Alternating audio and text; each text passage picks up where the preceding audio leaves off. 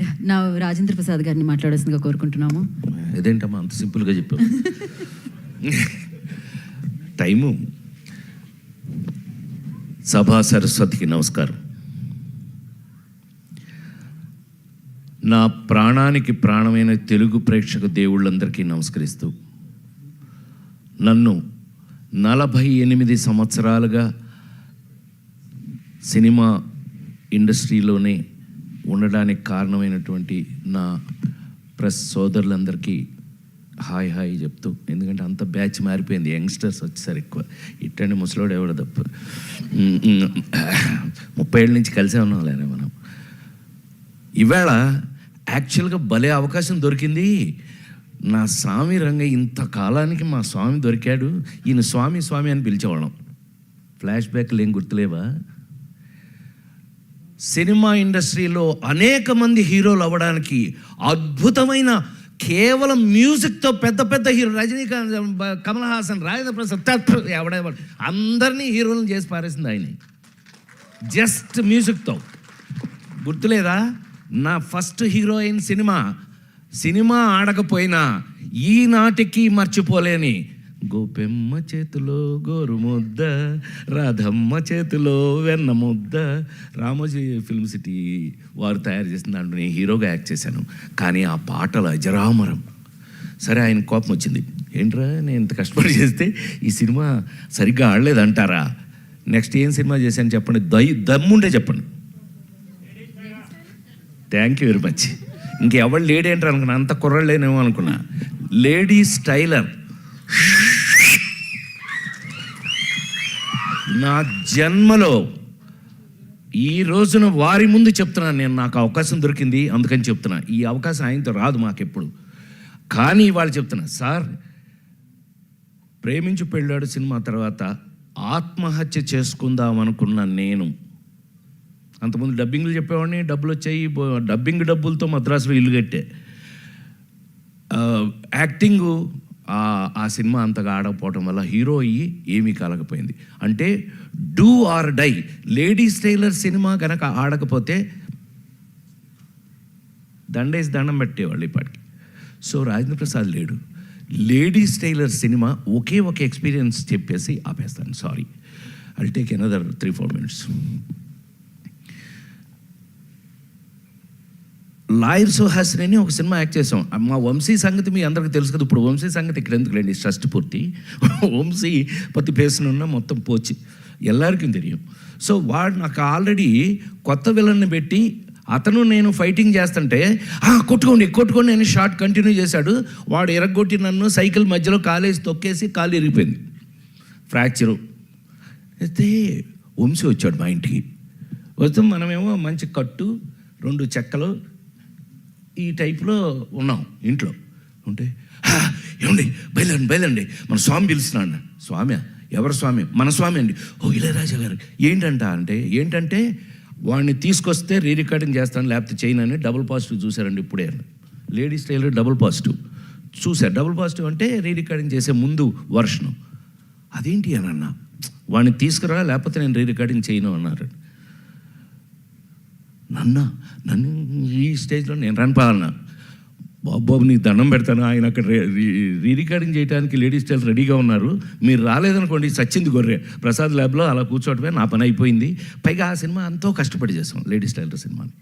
So అవన్నీ ఈ పీత కష్టాలు పీత అన్నట్టు సరే తిట్టుకుని, షార్ట్స్ ఉన్నాయి అయినా పర్లేదని ఆయన పిలిచారు అని చెప్పి ఆ స్ట్రెచ్తో నేను అక్కడికి వెళ్తే స్వామి థియేటర్ బయట నిలబడి ఉన్నారు ఇలాగే.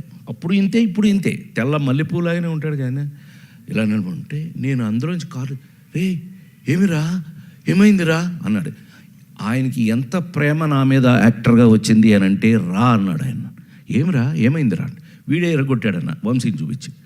ఎందుకురా ఎరగొట్టాడంటే షార్ట్లో ఏదో జరిగింది అందుకనే. ఎరా నువ్వు అంత బాగా యాక్ట్ చేస్తావా? నేను ఇప్పుడు రీ రికార్డింగ్ చేస్తాను, నీ యాక్టింగ్గా నా రీ రికార్డింగ్గా తేల్చుకుందాం మన ఇద్దరం అని చెప్పి థియేటర్ లోపల సార్ வாழ்க்கையில் மறக்க மாட்டேன். நான் எனக்கு ஒரு ஸ்டூல் போட்டு నాకు ఒక స్టూల్ వేసి ఆ ఎదురుగా ఉన్న మ్యూజిక్ బోర్డు ఎదురుగా స్టూల్ వేసి సోఫాలో కూర్చో ఇక్కడ అని చెప్పి కాలు దాని మీద పెట్టించి 3 రోజుల పాటు లేడీ స్టైల్ రికార్డింగ్ చేశారు సార్. అది ఆ సినిమా అప్పటికీ ఇప్పటికీ ఎప్పటికీ మీ అందరి సంఖలో ఇళ్లల్లో అన్నిటిలోనూ ఉంది. ఆ రోజుల నుంచి తెలుగు సినిమాలో మీకు అందరికీ బాగా తెలుసు, నాతో పాటు చిరంజీవి గారి సినిమాలకు కూడా ఆయన తెలుగులో మీకు ఎన్ని సూపర్ డూపర్ హిట్లు మీకు తెలుసు. అలాంటి మా స్వామి ఇంతకాలానికి మళ్ళీ షష్ఠి పూర్తి, నాకే షష్ఠి పూర్తి, నేను షష్ఠి పూర్తి నిజ జీవితంలో మెల్లిగా ఎస్కేప్ అయ్యా. 60 అప్పుడు తప్పించుకున్నా, ఎవరికి దొరకకుండా. నాకు అడిగి వెళ్ళదు సార్ 60 అప్పుడు నో షష్ఠి పూర్తి, నాకు షష్ఠి పూర్తి అంటారా పొర నన్ను మా అబ్బాయిలు అడిగితే. చివరికి చూస్తే ఏంటంటే ఈ పవను ఈ రూపేష్ వీళ్ళు నన్ను వదల. చివరికి తెలుగు సంస్కృతి సంప్రదాయాలు ఉట్టిపడేటట్టుగా అద్భుతంగా కీరవాణి గారు పాట రాశారంటే మీకు అర్థమైపోవట్లే ఆ సినిమా ఎట్లా ఉంటుందని. ఎంత ఆశ్చర్యం వేసింది మాకు ఆయన తీసుకెళ్ళి. మీకు కీరవాణి గారికి మాకు ఉన్న అటాచ్మెంట్ ఏంటో తెలుసా? ఆయన 100వ సినిమా నా సొంత సినిమా. బాపు గారితో తీసిన రాంబంట్ సినిమాకి నేను అనుకోకుండా వెళ్ళి ఏమండి మీరు నాకు మహా ఇష్టం తెలుసు కదా, కేవి మహాదేవన్ గారు ఇళయరాజా గారు ఈజ్ ఈక్వల్ టు కీరవాణి గారు. సో ఆయన తీసుకెళ్ళి పెడితే అనుకోకుండా ఇది బాపు గారితో సినిమా అండి అని అంటే, అబ్బా థ్యాంక్ యూ, నాకో మంచి అవకాశం ఇచ్చారని. ఆయన నాతో అంటే ఏంటి సార్ భలే చెప్తారంటే, ఇలా కాంబినేషన్లో వారితో నేను 100వ సినిమా నా సొంత సినిమా చేయటం జరిగింది. అదొక అదృష్టం. సూపర్ డూపర్ హిట్స్ పాటలు అవి చేసాం. సో ఈవేళ ఈ విధంగా కలుసుకోవడం నాకైతే ఒళ్ళంతా రూపేష్ చెప్పినట్టుగానే 48 సంవత్సరాల సినిమాలు యాక్ట్ చేస్తున్నా కొన్ని ఎక్సైట్మెంట్లు మనం మారలేవు నాయన. కొన్ని ఎక్సైట్మెంట్ జీవితకాలం భగవంతుడు అంతే, భగవంతుడు ఇచ్చిన వరాలు సార్.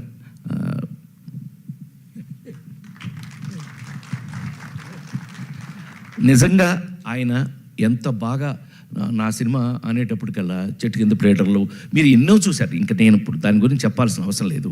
అలాంటిది ఇంతకాలానికి షష్ఠి పూర్తి అనే ఒక చక్కటి కథతో నాలాంటి ఇంతకాలం సినిమా ఇండస్ట్రీలో మీ అందరి ఎదురుగా 40 ఏళ్ళ నుంచి కూడా 287 సినిమాలు యాక్ట్ చేసిన నన్ను ఒక షష్ఠి పూర్తిలో ఒక అద్భుతమైన పాత్రతో పవన్ చక్కగా రాసి దాన్ని అద్భుతంగా తీసి ఇవాళ హైలైట్ ఆఫ్ ఇట్ మామూలుగా దాని మీద మీకు గౌరవం వినగానే రావడానికి కారణమే అమూలందైన బొమ్మ ఇసై జ్ఞాని ఇళయరాజా. ఏమండి ఆయన పాట రాయటం నేనైతే ఆశ్చర్యపోయాను సార్. నిజంగా మీ పాట విని ఏంటి ఆయనే రాశారంటే, అరగంటలో రాశాడు మా చైతన్యకి నాకు లింక్ తెలుసు కదా, ఆ నలుగురు జన్మలో ఎవరో మర్చిపోలేని తెలుగు సినిమా. చైతన్య అదేంటి అని అంటే, అవునండి కూర్చొని రాశాడు ఆయన. అందులో ఇళయరాజా గారు అనగానే ఒళ్ళు గగురు ఆయనకి ఊపు వచ్చేసిందండి, రాశాడు. ఎంత అద్భుతం అండి. వీటన్నిటికీ మించి మాకు ఈ సినిమా చూస్తుంటేనే మీకు పెయింటింగ్ వేసినట్టుగా ఉంటుంది. పద్మశ్రీ తోట తరణి అన్నయ్య, ఈ అన్నయ్య మేమంతా బ్యాచ్లండి, మేమంతా బాగా చెప్పలే. ఫ్లాష్ బ్యాక్ ఎందుకు చెప్తాను చెప్పను, మనం ఏవేంలో అట్లు అల్లరి చేసినంత చెప్తానండి. ఏవేం బ్యాచ్ సార్ ఇదెల్లా పెరియ బ్యాచ్. మేమంతా అన్నయ్య మంచిగా లేరారా బాబు, అంతా కలిసి ఇన్ని సంవత్సరాల నుంచి పనిచేస్తూ వాళ్ళ దగ్గర నాకున్న చనువు. ఈ సినిమా చూస్తే మీకు ఒక పెయింటింగ్ లాగా ఉంటుంది. అంత కారణం అన్నయ్య, ఆయన్ని తెచ్చుకున్నాం. ఎస్ అఫ్ కోర్స్ కెమెరా లేకపోతే నీ వర్క్ వాల్యూ తెలియాలంటే అక్కడే కదా. సో ఇన్ని క్వాలిటీస్తో రేపు మీకు రిలీజ్ కాబోయే ఈ సినిమా ఒక తెలుగు సినిమాకు కావలసినటువంటి అన్ని వాల్యూస్ ఉన్నాయని, అందులో మనం మిస్ కాకుండా ఇలాంటి లెజెండ్స్ని మనం పెట్టుకుని మళ్ళీ మన పాత రోజులు గుర్తు చేసుకున్నట్టుగా అనిపిస్తుంది నాకు. ఇంకా మీ ముందు పనిచేస్తున్నాను కాబట్టి నేను ఇంకా మీ అందరి ముందు కళాకారుడిగా చాలా కాలం ఉండాలంటే ఇలాంటి సినిమాల వల్లే అని మరొక్కసారి మనవి చేస్తూ, ఈ అవకాశం నాకు ఇచ్చిన ప్రతి ఒక్కరికి కూడా పేరున కృతజ్ఞతలు తెలియజేస్తూ, ఇళయరాజా గారు ఇంకా ఇంకొక 100 సినిమాలు చేయాలని నేను అనుకుంటున్నాను. ఆయన చేసేస్తాడు. ఆయన అసలు మీరు ఆయన చూస్తే లోపలికి వెళ్తే, థియేటర్ లోపలికి వెళ్తే రానివ్వరు, కానీ వెళ్తే చచ్చారే, ఉచ్చబోసేయడమే మీ పని. ఇప్పటికీ అలాగే పనిచేస్తున్నారు ఆయన. కొన్ని ఎందుకని కొంతమంది అంతేనేమో, ఇంకా వాళ్ళు మనమే మార్చలేము. వారితో ఇంకా పనిచేయటం, ఇంకా ముందు కూడా పనిచేస్తానని మరొక్కసారి నేను ఆ భగవంతుని ప్రార్థిస్తూ, ఈ అవకాశానికి డెఫినెట్గా ఈ సినిమాని మీరు చూడండి. మీకు కావలసిన మా అమ్మాయి చెప్పినట్టుగా మీకు కావలసిన అన్ని విషయాలు ఇందులో ఉన్నాయి. సెంటిమెంట్, తెలుగుతనం, తెలుగు మళ్ళీ ఒక మంచి సినిమా, తెలుగు సినిమా చూసామన్న ఫీలింగ్ మీకు కలుగుతుందని మరొక్కసారి మనవి చేస్తూ సెలవు తీసుకున్నాను. నమస్కారం. థ్యాంక్ యూ రాజేంద్ర ప్రసాద్ గారు.